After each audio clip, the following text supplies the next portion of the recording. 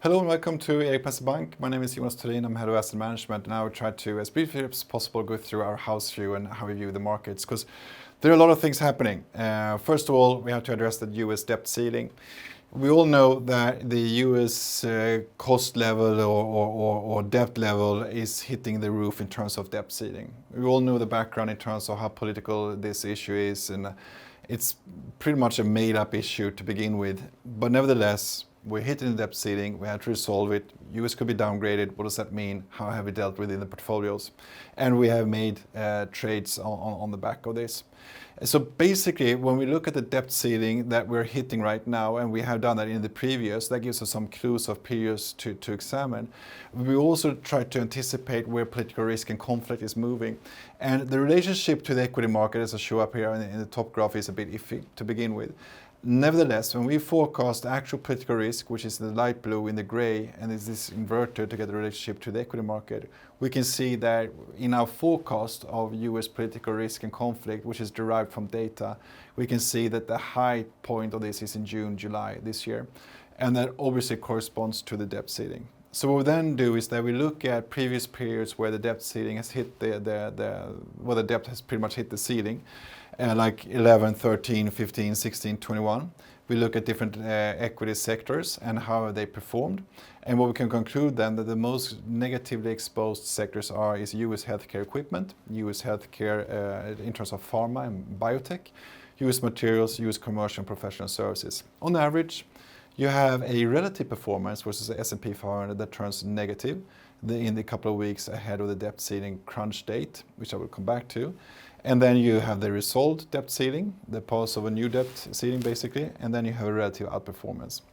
So if you're aggressive, you short these equity markets and you flip them into longs afterwards. What we have done is that we have sold off exposures to this and increased our European weight or US artificial intelligence, for example, and completely avoid these sectors. That's what we have implemented in the portfolios for the last couple of weeks.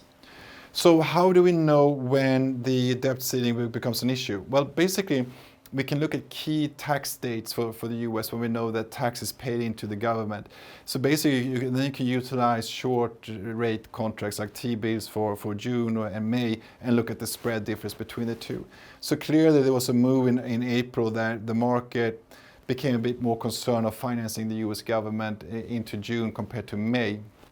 Obviously that has flipped now and come down a bit, but this is a neat way to try to capture when does the market think the issue becomes a sort of red alert in that sense, which you can point as the origo or the crunch date for the debt ceiling.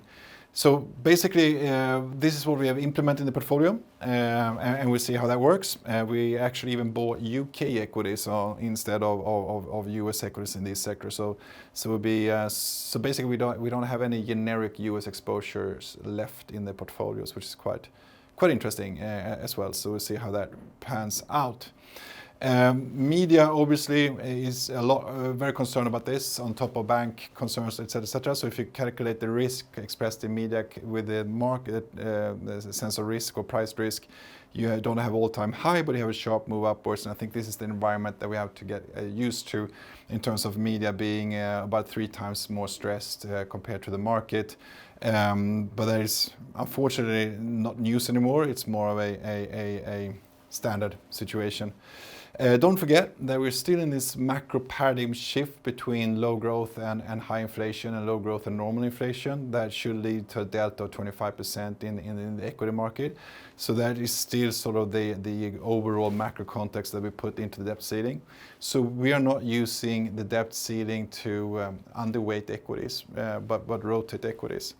And we calculate a 60-40 to a 40-60 portfolio in order to determine when would we underweight equities. And you can put a risk model on top of that, and you can see that we were fairly close in the worst day of the bank turmoil, but that was a one-day wonder, and then everything flipped back. So we do not go into the debt ceiling issues anymore. We're sort of a underweight position in that sense. Also, we all know that if you're fully invested for the past 20 years for $10,000, as JP Morgan and Bloomberg present in this graph, you made about 6 times the money. If you missed the 10 best days, you missed half the payout. So the up days becomes quite volatile in a market environment like this, and that's what we want to highlight. I put in the Huber liquidity ratio here, and also in order to prove from an IMF white paper point of view that the market is statistically more stressed of missing up days than it is stressed to sort of avoid down days.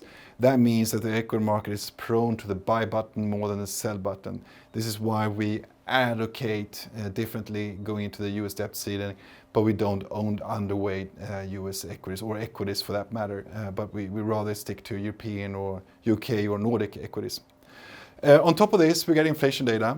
All the inflation matrices that we pinpointed in June 2022 when we claimed that the CPI will be the high point of that cycle. Fortunately, that turned out to be right, and that was the bottom of our global equity portfolios. All that data is still suggesting further downside in the inflation data. This print will probably take a little bit of a breather, probably come in 0.3 month on month and 5% year on year. You can see that it looks like it's leveling off, but that's more a arithmetic risk in terms of base effects than anything else, so you're not too concerned about that. Price break-evens in the US is falling, which I think is quite interesting. Now, the CPI is being pushed lower by the inventory cycle, so when the US GDP print came in a bit lower than expected due to the inventories came off, you could have thought that would be negative for the equity market. It turned out to be a great positive for the equity market. The reason is that we all understand that less inventories, yes, bad for GDP, good for CPI. CPI is more important. So this trend is sort of what dominated that data print. A bit less transparent perhaps, but I think that was the right call from the market. Now, also very notably, the housing component in terms of owner's equivalent rent and shelter is turning lower. The contribution to CPI is in dark blue, so it's almost 0.7, so very, very high. We all know that. We also know that in terms of our indicator built on actual housing prices, it's going to come lower. If you look at the month-to-month number of the actual owner's equivalent rent of residence, as reported in CPI data, it's also turned lower. So it's just a matter of time before the contribution of shelter turns lower and lower. And we also know that in terms of states reporting increasing or decreasing house pricing, we have definitely turned the trend in terms of less and less states reporting a higher house pricing and rent and owner's equivalent rent data. So this is sort of, when this ship turns, the whole tide in CPI will be pushed lower as well. Back in 2021, in the winter of 2021, the very end, we called the peak in supply chain data, and that has stuck with us since. So don't forget that the supply chain matrices are now importing or pushing deflationary pressures into the US CPI data, as is, for example, Chinese data. If you look at the import prices from China, it's clearly deflationary. And we can measure that from the CPI PPI spread in China. So that's also pushing this whole envelope lower.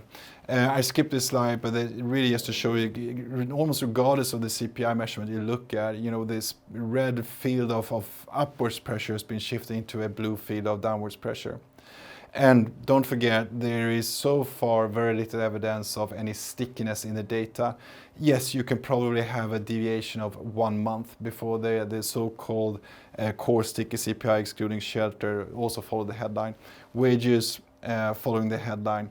This whole idea that wage growth will somehow start to grow again and push inflation higher, I think was very well counterbalanced by the Fed this week when they came out and said, just statistically, CPI leads wages, wages do not lead CPI.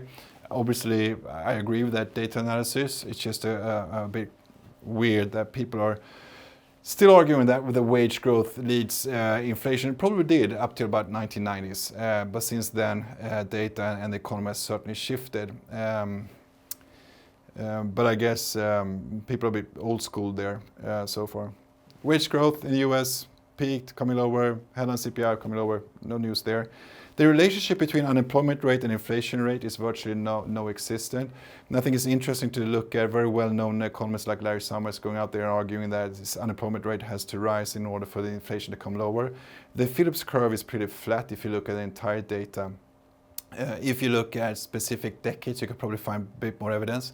But for us to buy into that paradigm, which we absolutely do not, we want to see the right signs in terms of correlations to begin with between wage growth and unemployment rate, and we can't even see the right correlation sign. So we do not buy into that story. We haven't, and we will not until the data changes. So far, wage growth, unfortunately, perhaps, is following CPI lower in terms of growth numbers. European inflation is coming up here, and it's also going to fall lower if you look at Spanish, which has an economy that tends to lead European CPI. So there are no news there really, but it's quite interesting to see the speed of the fall that we're going to see in European CPI. So that means that in terms of central bank policy, if you look back in March 2022, we always knew that we're going to end up with cuts because the inflation is going to roll over a lot quicker than the market consensus anticipates. We still have the same tendency now. Yes, you're going to have one more hike and then you're going to see cuts before the year end.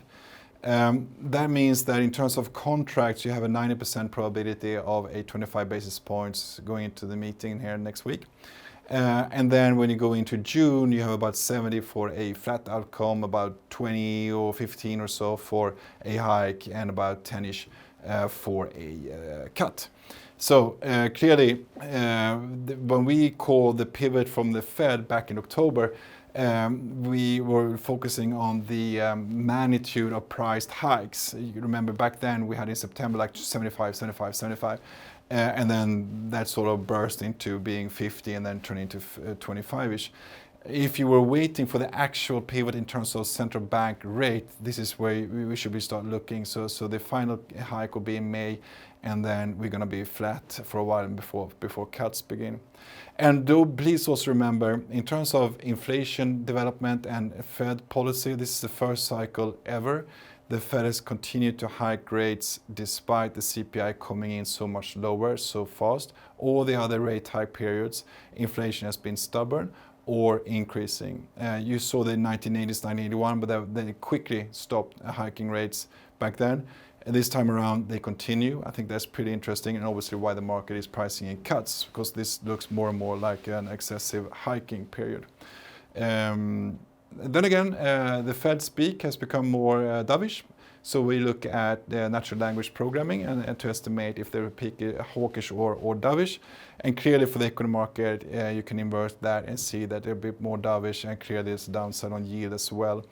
If you look at when the actual timing, you can extract from contracts on when should they stop hiking. And for the ECB, we're flip-flopping between December and September, and in the US between May and June, but it looks now to be more and more like May. So if you put the two curves together, you're going to see one more hike from the US, 25 basis points. You're going to see 3 times 25 basis points hikes from the ECB, the first one next week, and then another 25 in June, another one in July. And then you're going to start cuts in Europe. But note that the rate differential here is clearly advocating support for the euro. And this is why we have lowered the dollar exposure in our global equities to 37%. Remember back when the war started, we were at 98. Now, clearly the underlying inflation pressures are moving lower, yields will follow. Our model for yields, yes, moving lower. We can skip the rate curve, but please also remember that global peak hawkishness was in August 2022. So the fact that we're reaching the end of the road, so to speak, for the Fed and then the ECB and then Riksbank, remember that we are the last ones out. The rest of the world stopped hiking, or the maximum pressure in terms of hiking momentum or peak hawkishness basically was in August 2022. I think that's always good to remember. And then on top of all these issues, we have to through the banking turmoil. And do remember that, yes, the last weekly data went up a bit, but the original stock that was out for grabs by the banks were not utilized. So the support now looks actually to be less than we saw in 2019 and 2020 and a great financial crisis. So that's pretty interesting, I think. The support, depending on which program you look at, if you look at the discount window, for example, it's coming lower. Yes, it moved up a bit last week, but then again, it's definitely coming lower. In terms of financial stress, we are still rolling lower, as you can see. That also means that financial conditions are moving upwards, which is a positive sign. And this is the banking turmoil. So in terms of financial stress or risk, the liquidity still seems to be very ample.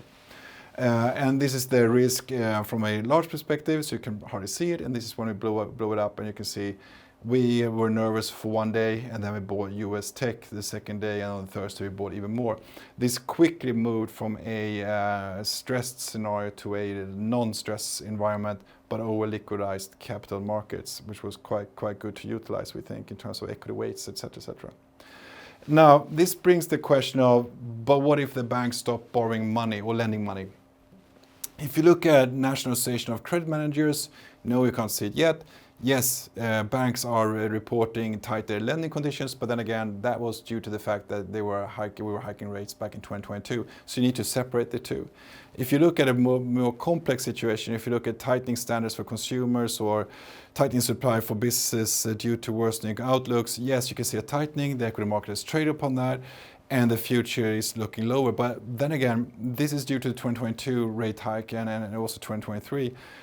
So in order for the banking turmoil to push this even lower, we need to see new data on that, and we cannot see that yet. We can speculate it might happen, but then again, you also need to remember the so what question. Because we all know that the relationship between bankruptcies in the US and the equity market is virtually non-existing. The equity market is front-running this quite well, and remember what we did in 2022. Again, if you look at the banking lending cycle and you say, well, the credit cycle is going to move lower, yes, but that's almost perfectly inverted correlated to the equity market. So what we're seeing right now is the lagged effects on what the equity market priced in 2022, which is the historical pattern since 1970s. So it's very interesting, and this is 2-year correlation, which is why when the moves are massive, you get a bump up in correlations. So I think the relationship between a slower banking credit cycle and the equity market is well, one should have a lot of respect for that relationship to begin with, because it's inverted, and it's pretty much always front run by the equity market. And in order for the banking turmoil to push this even lower, we need to see the data on that, and we do not see that yet. What has happened is that we have abundance of liquidity in the system, which is pushing the equity market higher. So I think those are the key going forward. Obviously, the credit impulse in the US is therefore still positive. Globally, positive. So no news there. In terms of growth, we're still on a 17% recession risk in the US, so the banking turmoil hasn't really shifted anything here. If you look at the soft landing, it becomes less and less soft. It becomes almost, I shouldn't say no landing, but in terms of anticipated and forecasted by us industrial production number, it doesn't look too bad. And again, this is where we're going to see a bit of a heightened recession risk according to data, but we also have rate cuts here. So we're still in soft landing camp, for sure. Remember that economists are putting the US recession risk at 63%. We think they're dead wrong, as they were wrong on the European recession back in October, November, and missed out on the equity rally in Europe. And I think we're also wrong, including ourselves, are a bit wrong on the Swedish macro development. So still, if you look at the credit conditions, the US is putting a 17% risk of a US recession. If you look at the global macro momentum, clearly this is all news. Rebounded, strong, growing, upside, pulling equity revisions, etc. That leads the equity market, corporate revisions, or earnings revisions, I should say. So in terms of GDP, we just had GDP in the US, quite solid, no issues there, pretty much as expected on a year-on-year basis, also on a quarter-to-quarter basis. In Sweden, however, it seems that if the monthly GDP data from the Statistical Bureau here in Sweden is right, we will avoid a recession for the short term, at least in Sweden. That's very interesting for the Riksbank and the krona. This is why we are putting a lot of money in Swedish equities, but also utilizing the Swedish krona in terms of our global equity portfolio. We can skip that. So you have a number of data coming in during the week, but let's just quickly run through them. In terms of PMI in China, continued strong growth, we believe. As I already mentioned, European CPI will come in lower. The ECB will hike with 25 basis points nonetheless. There's a lot of pricing expectations that are coming in lower and lower, which is good for European growth. Interestingly, German economy is rebounding. We already argued that for a couple of months now in terms of what we can see in data. But it's pretty interesting now that it's going to go through into sort of more hardcore data in terms of production and orders, etc. Non-farm payrolls in the US, we see 145,000, so a bit lower, which is why we still like this whole overweight equities idea. And also lower yields. If you look at our indicator, obviously it's been absolutely horribly bad in terms of predicting non-farm payrolls. but the direction is interesting, especially if combined with job postings, for example. We can skip this. Obviously, earnings is going to come in lower and lower. That's our forecast at least. But this is no news. It's been like that for a year now. So the wage growth peaked almost around the time when the market, in terms of break-even, priced in there the peak inflation, March 2022. Obviously, unemployment rate will move up, but then again, there are new news. ISM is a bit more interesting, which we think is lagging. PMI will finally start to rebound a bit, especially if you look at credit spreads and some political and commodity pricing, and also if you're looking at the activity in the economy. And I do remember that ISM is lagging a lot of other more sensitive surveys. I put up a few here in this graph. Probably makes it a horrible graph to read, but my point here being that the trend in the US economy and these indicators is front-running the ECB by sometimes quite a long period. And I think we're in the same trend now, that we've seen the trough and we start to see a growth in the US, or sort of a maintained soft landing, and ISM becomes less and less relevant, which is why the equity markets, you can see here, is front-running ISM. So ISM is still interesting because of the media aspect, but it's nothing that we would trade on because it's lagging. So if you want to be ahead of the game, you should look at these more nitty-gritty surveys for the US economy that actually lead the equity market rather than ISM. That said, if you turn to Sweden, we're going to have a continued idea of this tale of two worlds. So you have a manufacturing sector that looks solid, and you have a retail sector that looks horrible. It's going to be for that while, because do remember that we have a tendency right now to kill off the Swedish consumer, whilst the manufacturing cycle is still carrying on. For the equity market, it's following the global trend and the manufacturing cycle rather than the retail segment for Sweden. The equity outlook is, we believe that we're going to have more positive updates in the 2023. That's not too bad or a hard prediction to do compared to 2022, but it's interesting to see that the data is sort of proving us right so far. And I think this right-hand graph is really interesting if you look at the margin depth momentum, that we are finally entering the final stages of negative margin depth momentum. That means that we are moving into an environment where institutional accounts, etc., will start to use leverage again. And I think that's really interesting to see if we break through the zero here. Obviously, that's very autocorrelated to the equity market. Now, obviously, if you look at the daily range indicator, you can also see that the institutions are in a buying mood. Now, sentiment combined with flows, still positive. Our risk indicator built on CDSs, FX vol, etc., still positive. If you look at the liquidity in bonds, still positive. So it's for us, and this is a bit of a new data for us, but I think it's pretty interesting that there's so many new data points and math that look at these things. So the liquidity in bonds is quite telling and front-running equity market quite well. If you look at our own daily trading model, it's still positive as well when we look at credit, FX, and vol markets. Now, Smart Money Index already mentioned that the institutions are buying. The flow from cash is also continuing to increase. So it's very hard for us to find a fundamental bearish point of view here. The option market is supporting our call. If you look at the PE and combine it with the yield level and the business cycle, you still have a buying mood in terms of trading equities. If you look at Hoy Hubel, as I mentioned before, clearly the indicator is growing, so people are more and more stressed to take part of the upside rather than avoid the downside. We think that's pretty interesting. And an economic regime model has popped up, which is quite interesting. It looks a bit iffy, but I think there's so much new data and math going on out there. So I included this in the package because it's pretty interesting to see more modern ways of looking at the economy. So pretty much you're desperately trying to get sell or buy signals for the equity market. Currently we're in a buy signal. So I think that's pretty interesting to include here as well. So we'll see how that goes. A more traditional point of view of looking at US sectors, for example, is to look at PMI, if it's above 15 increasing or decreasing, or below 15 increasing or decreasing. I think it's pretty interesting that we all understand why healthcare has been a great trade, because to hedge a contraction. We didn't buy into that healthcare because we were more concerned about the US debt ceiling, where we know that healthcare will not be a profitable strategy, as profitable as the index, but rather we put it in the second best, which is the IT. So there you have how we think in terms of the business cycle and different segments.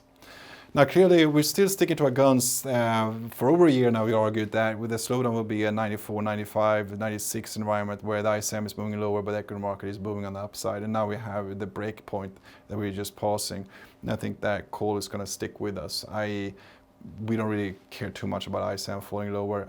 The equity market is our the proof of our work, basically. Now, do remember that the equity market is then trading on earnings revisions. There's a turnaround since last summer when we put off our last cash and short positions, obviously correlated to the global global macro momentum, and price target estimates has also moved and troughed and moved up. So, again, tough to be a bear in this environment, I would think. If you look at the earnings revisions, it's going to move up because we're just following what the companies are saying, and they become more and more bullish compared to what's been priced in terms of what's been priced in or argued from the analysts. And obviously, sales surprises and earnings surprises then becomes positive. So it's not really rocket science. If you look at then different earnings measurements, I reintroduced this graph where we look at earnings revisions rather than EPS forecast or 12-month forward EPSs, because they are lagging the equity market. Earnings revisions is leading the equity markets, as I show you in this little graph. So without further ado, we can skip that. That is the sort of overall house view where we have to take into consideration the credit cycle, the banking turmoil, the debt ceiling, how we trade around the debt ceiling, what we have actually exited and what we put in instead, with a global macro environment, and then you have the CPI, and you have the central bank policy, and everything is going to happen now within the next 2 weeks. And then you have the debt ceiling is going to linger on for another month and a half or almost 2 months. With increased political risk, increased media pressure. So there's a lot of stuff to talk about. So this is a tip of the iceberg. If you want to have more data, I have a couple more hundred slides if you care about more models. But I will stop there to save everybody some time. And we'll be back in 2 weeks with an update. And until then, we're going to stay overweight, probably, most likely. We're going to utilize the fall in the equity market. We're going to play around with more Swedish krona and euro in the global equity portfolio. And as I pointed out, avoid the sectors that we statistically know historically have been the worst performers during debt ceiling issues. And then we're going to keep a close eye on the banking turmoil, the credit cycle, and everything else as well. So thank you so much for this time.